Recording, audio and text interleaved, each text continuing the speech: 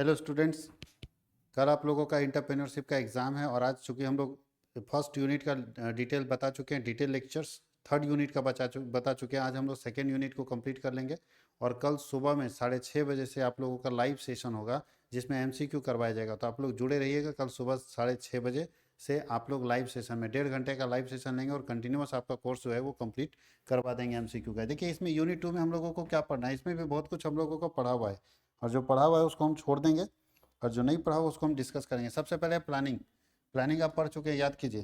Planning आप पढ़ चुके हैं और प्लानिंग जो बीएसटी में पढ़े सेम चीज़ है, तो आपको यहाँ ज़्यादा मेहनत करने की जरूरत नहीं पड़ेगा। जो भी प्लानिंग है देखिए, सब नियोजन का सारा चीज़ आपको यहाँ पढ़ना है। देखिए प्लानिंग प्रोसेस है, जो भी प्लानिंग का चीज़ है वो सब यहाँ पढ़ना है आपको। टाइप्स ऑफ प्लान, मुझे नहीं लगता है इसमें कहीं किसी को दिक्कत है। सेम प्लानिंग वाला ही पीडीएफ यहाँ पे यूटिलाइज किया गया है। उसके बाद है प्रोजेक्ट एंड प्रोजेक्ट प्लानिंग क्या होता है, ये एक अच्छा चीज़ है। प्रोजेक्ट प्लानिंग क्या होता है, प्रोजेक्ट कैसे बनेगा।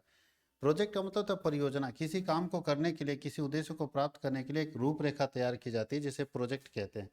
किसी काम को करने के लिए एक रूपरेखा, एक सिस्टमेटिक रूपरेखा तैयार की जाती है जिसे हम प्रोजेक्ट कहते हैं। और प्रोजेक्ट का प्लानिंग करना पड़ता है, नियोजन करना पड़ता है कि हम कितना पैसा किसी प्रोजेक्ट में लगाएं, उसका रिटर्निंग हमको कितना मिलेगा, उससे रिलेटेड हम लोग पूरा प्लान तैयार करते हैं। कोई दिक्कत है?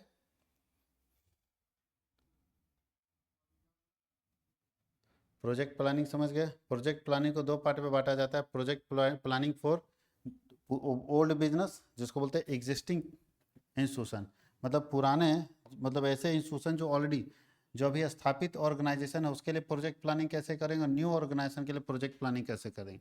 तो प्रोजेक्ट प्लानिंग जो है वो नए पुराने बिजनेस के लिए कैसे होगा जो पहले से चल रहा है, और नए बिजनेस के लिए कैसे होगा। कहीं कोई दिक्कत है? क्लासिफिकेशन ऑफ प्रोजेक्ट, तो प्रोजेक्ट में सबसे पहले एक्सटेंशन प्रोजेक्ट है कि कैसे हम किसी को बढ़ाते हैं। एक्सपेंशन प्रोजेक्ट है विस्तार के लिए और विकास के लिए, दोनों अलग बात है। विस्तार मतलब बढ़ना, विकास मतलब डेवलप होना। और रिप्लेसमेंट प्रोजेक्ट है कैसे हम अपने टेक्नोलॉजी को, मशीनरी को रिप्लेस करेंगे। और इम्प्रूवमेंट प्रोजेक्ट है कैसे हम अपने बिजनेस में और सुधार लाएंगे और उसको अच्छा बनाएंगे। तो ये सब प्रोजेक्ट होता है। स्टेजेज ऑफ प्रोजेक्ट प्रिपरेशन, सबसे पहले क्या करते हैं, सबसे पहले हम लोग प्रोजेक्ट आइडेंटिफिकेशन कहते हैं, फर्स्ट फेज। दूसरा प्रोजेक्ट फॉर्मुलेशन स्टेज होता है। तीसरा होता है प्रोजेक्ट अप्रेजल, जिसको परियोजना मूल्यांकन बोलते हैं। चौथा होता है परियोजना का चयन, सिलेक्शन ऑफ प्रोजेक्ट। पांचवा होता है परियोजना क्रियान्वयन, प्रोजेक्ट इम्प्लीमेंटेशन। और उसके नीचे है परियोजना जो है शुभारंभ, इसको बोल सकते हैं। परियोजना शुभारंभ अवस्था ऐसी अवस्था जहाँ पे कोई भी प्रोजेक्ट क्या होता है, स्टार्ट होता है।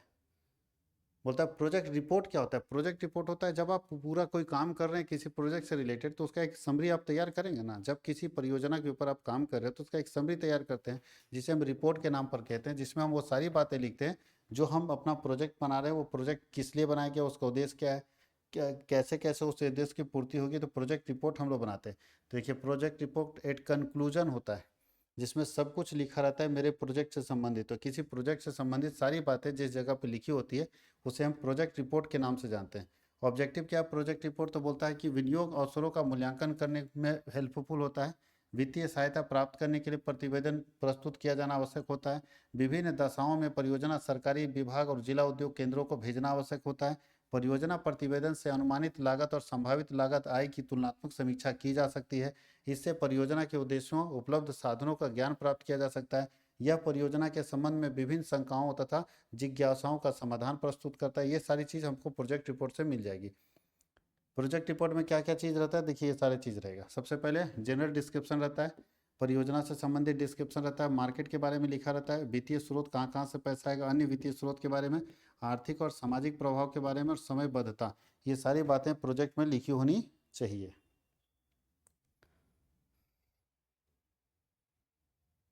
अब लिखा इकोनॉमिक फिजिबिलिटी क्या होता है, आर्थिक साध्यता। आर्थिक साध्यता का मतलब, इसको तो प्रोजेक्ट से ही रिलेटेड है ये परियोजना। देखिए अब हम लोग को पढ़ना है रिसोर्स असेसमेंट क्या होता है, ये चीज़ देखिए। रिसोर्स का मतलब होता है संसाधन। संसाधन मतलब होता है हमारे पास संसाधन क्या होता है, एक बिजनेसमैन के पास मैन है, मशीन है, मटेरियल है, मनी है, मैनेजमेंट है।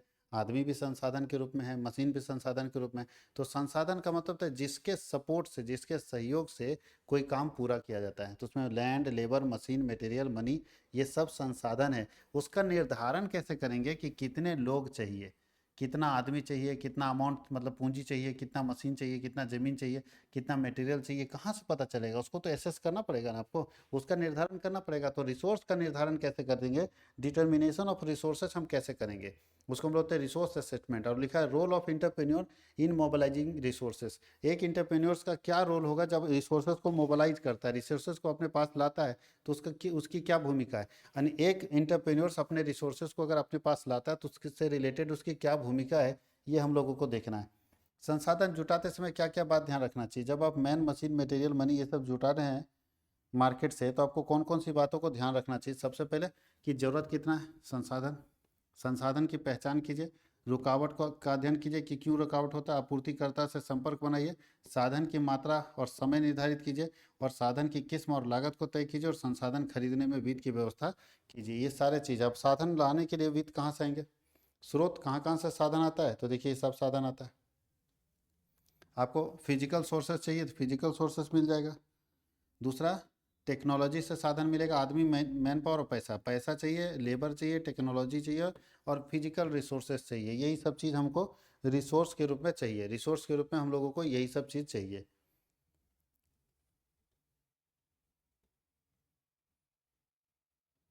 अब देखिए कि यहाँ लिखा है fix and working capital requirement. अगर आप पीएचडी पढ़े होंगे तो याद कीजिए, बताए थे फिक्स कैपिटल और वर्किंग कैपिटल क्या होता है।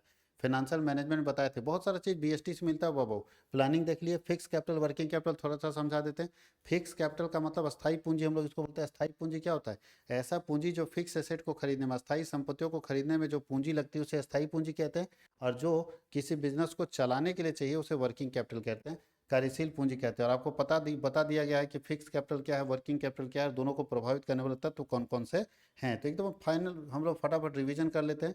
रिवीजन करने के बाद हम लोग एमसीक्यू करेंगे तो मज़ा आ जाएगा। इसको आप लिख सकते हैं फिक्स कैपिटल और वर्किंग कैपिटल। अब हम लोग को आता है फंड फ्लो स्टेटमेंट। आप लोग अकाउंट्स के सारे स्टूडेंट रह चुके हैं, अकाउंट्स में आप लोगों को पढ़ना था कैश फ्लो स्टेटमेंट, और जस्ट उसका उल्टा होता है फंड फ्लो स्टेटमेंट। कैश में हम लोग कैश के इन फ्लो और आउट फ्लो को देखते हैं, उसी तरह से यहाँ फंड फ्लो स्टेटमेंट फंड के इन फ्लो को देखते हैं, पैसा कहाँ से। फंड और कैश एक ही बात होता है, बस कैश एक अकाउंटिंग होता है कैश बेसिस अकाउंटिंग। तो जहाँ कैश बेसिस अकाउंटिंग होगा वो कैश फ्लो स्टेटमेंट बनाएगा, और जहाँ फंड बेसिस अकाउंटिंग होगा वो फंड फ्लो स्टेटमेंट बनाएगा। फंड मतलब भी पैसा ही होता है। तो बोल रहा है कि पैसा अगर आएगा तो फंड फ्लो में इन फ्लो लिखेंगे, और पैसा जाएगा तो आउट फ्लो लिखेंगे। यानी जिससे हमारा फंड आएगा इन फ्लो, जिससे मेरा फंड जाएगा आउट फ्लो होगा। तो ये फंड फ्लो स्टेटमेंट क्या होता है, तो बोलता है जहाँ पे फंड इन फ्लो और आउट फ्लो होता है, तो फंड इन फ्लो और आउट फ्लो से रिलेटेड अगर कोई विवरण है तो इसे फंड फ्लो स्टेटमेंट के नाम से जानते हैं। यानी फंड इन फ्लो और आउट फ्लो से रिलेटेड जो विवरण है उसे फंड फ्लो स्टेटमेंट के नाम से जानते हैं, जो कि यहाँ लिखा हुआ है। फंड फ्लो स्टेटमेंट का फायदा क्या है, तो आपको पता चलेगा। पहला फायदा ये है, कार्यशील पूंजी के परिवर्तन का पता मिलेगा, व्यवसाय संचालन में कोषों का पता मिलेगा, और कोषों के स्रोत का ज्ञान हो जाएगा। ये सारा चीज़ यहाँ पे मिल जाएगा। फंड फ्लो स्टेटमेंट बनाते समय देखिए, फंड फ्लो स्टेटमेंट और बैलेंस शीट में क्या अंतर है, बिल्कुल अलग अलग है। बैलेंस शीट में एसेट कैपिटल और लायबिलिटी रहता है, जबकि फंड फ्लो में फंड इन फ्लो और आउट फ्लो रहता है। यानी पैसा जहाँ से आएगा वो लिखेंगे, और पैसा जहाँ जाएगा उसको लिखेंगे, दोनों को। तो दोनों का अंतर यहाँ पे दिया हुआ, हम थोड़ा सा छोड़ देते हैं, आप देख लीजिएगा, इसको स्टॉप करके समझ आ जाएगा।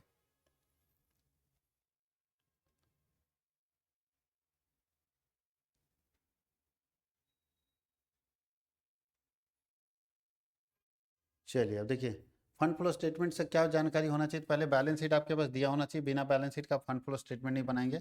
और मीनिंग ऑफ फंड क्या होता है, तो वो हम लोग देख चुके हैं। फंड का मतलब होता है पैसा और कुछ नहीं। फंड फ्लो स्टेटमेंट में देखिए दो चीज़ आता है, करेंट लायबिलिटी, अच्छा, क्लासिफिकेशन ऑफ बैलेंस। अच्छा, बैलेंस शीट का क्लासिफिकेशन में आपको करेंट एसेट और करेंट लायबिलिटी चुनने को दिया है। तो आपको पता होना चाहिए करेंट लायबिलिटी ये सब है, बिल्स पेबल है, ये सब करेंट लायबिलिटी होता है। दिख रहा है क्लियर, देख लीजिए, ये सारा करेंट लायबिलिटी है, और ये सारा करेंट एसेट्स होता है। तो नाम पढ़ लीजिएगा, सारा करेंट एसेट माना जाएगा, ठीक है। सब करेंट एसेट होता है, आगे यूज होगा इसलिए दिया है करेंट एसेट और करेंट लायबिलिटी का नाम, कि कौन करेंट एसेट। ये है नॉन करेंट एसेट्स और नॉन करेंट लायबिलिटी का नाम, ये भी आपको याद रखना। सब पढ़ चुके हैं, अकाउंट्स पढ़े ना, तो अकाउंट्स में आप बैलेंस शीट में तो ये सब चीज़ पढ़े थे।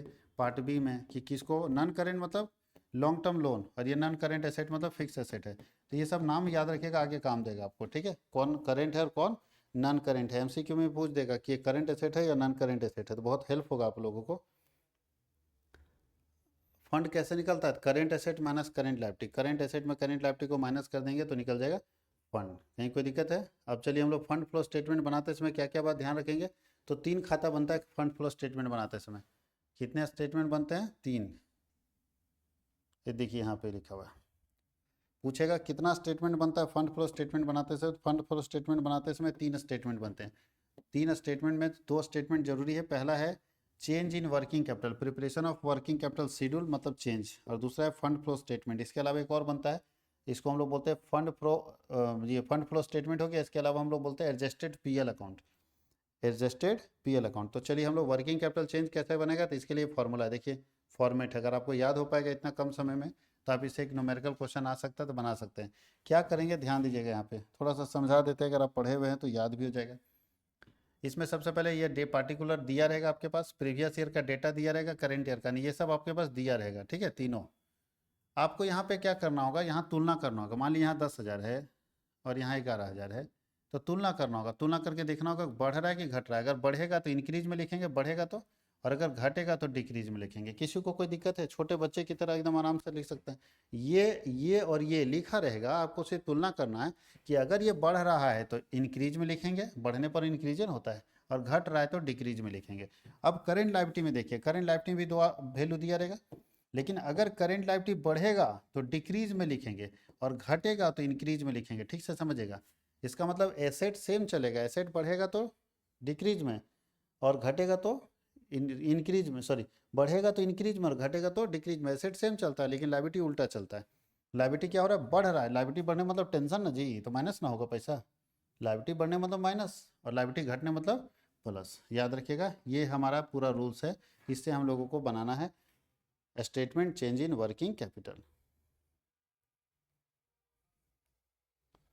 इसके बाद आप लोगों को बनाना है fund from operation. Fund from operation बहुत ईजी है।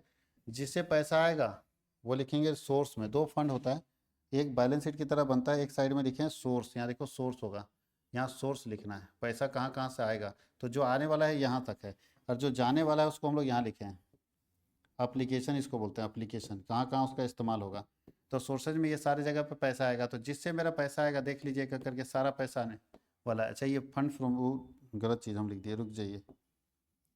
ये फंड फ्रॉम ऑपरेशन है जी, मतलब दूसरा वाला है। तीसरा भी एक और बनाना बाकी है, सोर्स नहीं है।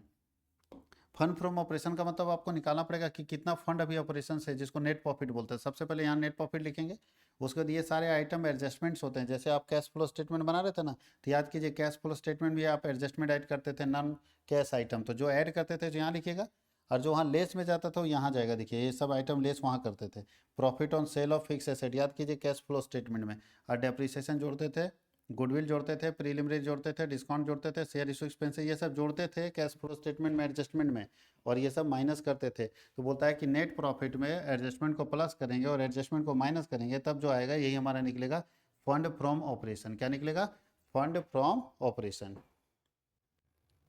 और तीसरा बनेगा फंड फ्लो स्टेटमेंट। ये है फंड फ्लो स्टेटमेंट। नहीं, वही चीज़ सेम है, वो उस तरह से स्टेटमेंट फॉर्मेट में है और उसी को लेजर फॉर्मेट में बना दिया। खर्चा डेबिट साइड और इनकम क्रेडिट साइड। तो लेजर में आप याद नहीं रखिएगा, आप स्टेटमेंट में याद रखिएगा। चलिए फंड फ्लो स्टेटमेंट आपको दिया ही नहीं। इसके बाद अकाउंटिंग रेशियो आप लोगों को पढ़ना। बताइए, हम बताने वाले भी नहीं आपको। अकाउंट्स पढ़े हैं ना, इसलिए हम सिर्फ रिवाइज कर रहे हैं ताकि आपको पता चले कि कौन सा टॉपिक से आ रहा है। अकाउंटिंग रेशियो आप कैश फ्लो ये अकाउंट्स में पढ़ चुके हैं।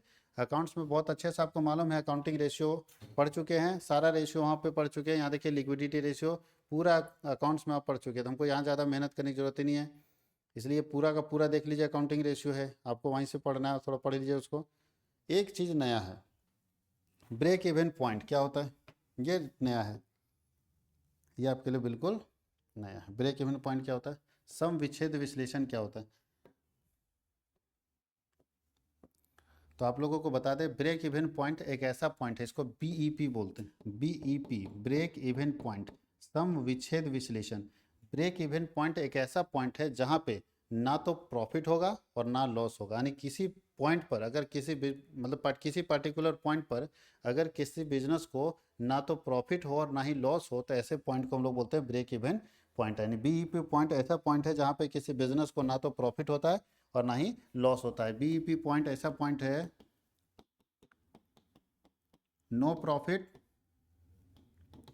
नो लॉस, नो प्रॉफिट और नो लॉस पॉइंट को हम लोग ब्रेक इवन पॉइंट बोलते हैं, यानी ऐसा पॉइंट जहाँ पे ना तो बिजनेस को प्रॉफिट हो रहा है और ना ही बिजनेस को लॉस हो रहा है, ऐसे पॉइंट को हम लोग क्या बोलते हैं, ब्रेक इवन पॉइंट। ध्यान दीजिएगा। तो पूछता है सम विच्छेद विश्लेषण से आप क्या समझते हैं, तो सम विच्छेद विश्लेषण के अंतर्गत ऐसा विश्लेषण शामिल किया जाता है जहाँ किसी व्यवसाय को ना तो प्रॉफिट होता है और जहाँ किसी व्यवसाय को ना लॉस होता है। तो यानी ऐसा पॉइंट जहाँ पे किसी बिजनेस को ना तो प्रॉफिट हो और ना ही लॉस हो, ऐसे पॉइंट को हम लोग बोलते हैं break even point. Break even point एक ऐसा पॉइंट होगा जहाँ पे किसी बिजनेस को ना तो प्रॉफिट होगा और ना ही क्या होगा, लॉस होगा। ऐसे पॉइंट को हम लोग ब्रेक इवन पॉइंट के नाम से जानते हैं। याद रखिएगा, सम विच्छेद विश्लेषण जहाँ ना तो फायदा हो ना घाटा, यानी बोल सकते हैं no profit no loss point को हम लोग ब्रेक इवन पॉइंट के नाम से जानते हैं। ये भी बहुत बार पूछता है ब्रेक इवन पॉइंट क्या होता है।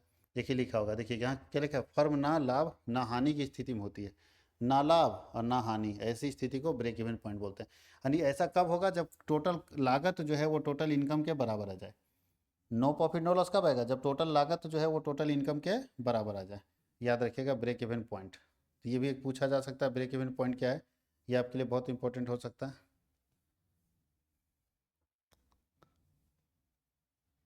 वेंचर कैपिटल एक बहुत इंपॉर्टेंट है, उद्यमी पूंजी। उद्यमी का मतलब क्या होता है, जो बिजनेसमैन आज के समय में काम कर रहे हैं उसको वेंचर बोलते हैं, और जो वो पूंजी मार्केट से कलेक्ट करता है उसको वेंचर कैपिटल के नाम से बोलते हैं। जो उद्यमी आज के समय में बाजार में काम कर रहा है वो अगर मार्केट से पूंजी वसूल करता है तो वेंचर कैपिटल उसको हम लोग बोलते हैं, कि एक उद्यमी जो बाजार से पूंजी ला रहा है उसको वेंचर कैपिटल के नाम से जाना जाता है। तो चलिए थोड़ा सा लिख लीजिए। उद्यमी पूंजी शब्द दो शब्दों के सुमेल से बना है, पहला उद्यमी और दूसरा पूंजी। पहला उद्यमी और दूसरा पूंजी, दो शब्द यहाँ मिला हुआ है। उद्यमी का अर्थ होता है कार्यों का क्रम और जिसका नतीजा अनिश्चित होता है परंतु जिसके साथ हानि के खतरे की जोखिम भी होती है। और पूंजी का अर्थ होता है संगठन को शुरू करने वाला संसाधन। तो हमको बोल रहा है कि ऐसा बिजनेस जहाँ पे एक बिजनेसमैन किसी संगठन को शुरू करने का जो संसाधन चाहिए वो अगर जुटाता है मार्केट से, तो उसको हम लोग उद्यमी पूंजी के नाम से जानते हैं। बोलता है उद्यमी पूंजी के लिए वित्त की योग्यता क्या क्या है, क्यों कोई पैसा लगाएगा आपके यहाँ उद्यमी पूंजी के लिए। तो तकनीक अच्छी होगी, साइज अच्छा होगा, उद्यमिता अच्छी होगी, संगठन सहायता, विदेशी अंश पूंजी और ऋण क्षमता अनुपात, ये सब अगर मेरा अच्छा है तो हम उम्मीद करते हैं कि हमारे यहाँ वेंचर कैपिटल आएगा। कौन कौन बैंक लगाता है वेंचर कैपिटल, तो एग्जिम बैंक देता है। एग्जिम मतलब तो import export bank, export import bank. IDBI venture capital है, टेक्नोलॉजी डेवलपमेंट और information company of India limited है। आईएफसीटी वेंचर कैपिटल है, Gujarat venture capital finance limited है और पंजाब इन्फोटेक वेंचर फंड है। बहुत सारी कंपनियां जो वेंचर कैपिटल लगाता है। आगे सिलेक्शन ऑफ टेक्नोलॉजी क्या होता है, तो जब आप किसी बिजनेस में जाते हैं तो तकनीक का चयन करते हैं कि कौन सी तकनीक लगाएंगे। तो यहाँ बहुत इंपॉर्टेंट है टेक्नोलॉजी का चुनाव करना। एक उपक्रम की सफलता उसके द्वारा चुनी गई उत्पादन की तकनीक पर निर्भर करती है। तो उत्पादन की दो तकनीक है कि आदमी से मैन से बनाए या मशीन से बनाए। उत्पादन की दो तकनीक है, मैन से बनाना चाहिए मशीन से बनाना चाहिए। तो आपको चुनना पड़ेगा ना, अगर आप मैन से बनाने का सोच रहे हैं, आदमी से बनाने का सोच रहे हैं तो क्वालिटी खराब रहेगा। मशीन से बनाने का सोच रहे हैं तो प्रॉब्लम वही है कि महंगा पड़ेगा, आपको कॉस्ट ज़्यादा पड़ेगा। तो आप चुनो कि आपके यहाँ कौन सी टेक्नोलॉजी बेहतर होगी। तो टेक्नोलॉजी का चुनाव करना, तकनीक का चयन करना, ये भी अपने आप में बड़ा चैलेंज है। चॉइस ऑफ टेक्नोलॉजी चुनना पड़ता है आपको कि किससे आप अपना उत्पादन करेंगे।